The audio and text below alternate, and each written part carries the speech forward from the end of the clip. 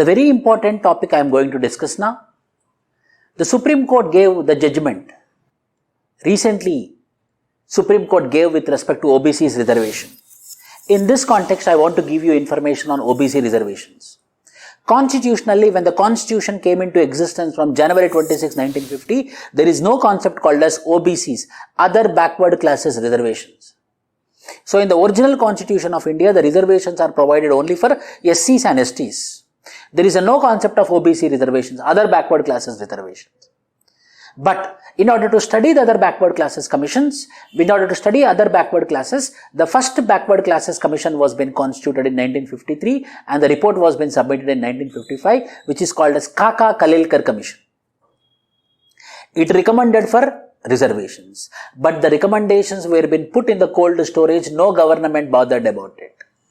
Then in 1977, the Janata government came into power and the Janata government, another backward classes commission was been constituted, which is called a second backward classes commission, which is headed by BP Mandal.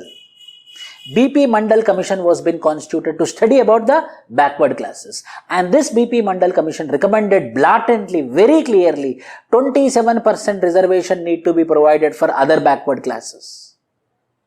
Other than SC 15%, other than ST 7.5%, other backward classes need to be provided reservations with 27%. Then again the next government came into existence, Indira Gandhi government 1980, they didn't bother. Then in 1990, VP Singh government gave the executive resolution to provide the reservations for OBC or to provide the reservations for OBCs in government jobs. But the government could not continue because of the coalition government.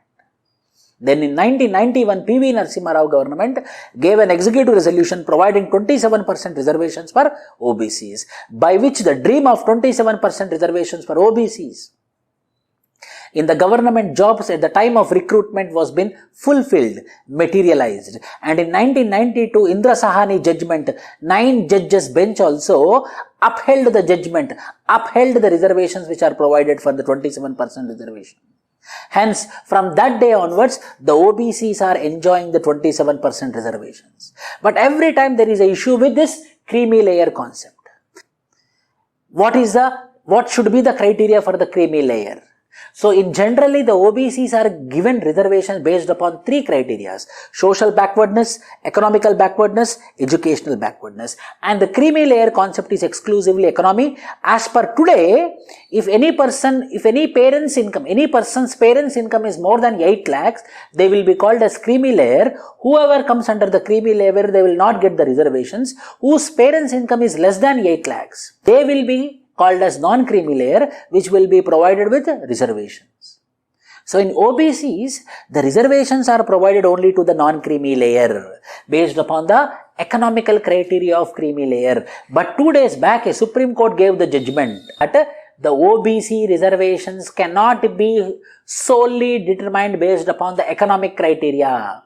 There might be other criteria also, like employment of the parents, or the educational qualification of the aspirant, student, and other factors will be considered. From these judgments, we can come to a conclusion that the Supreme Court is looking more deeper into the OBC reservations.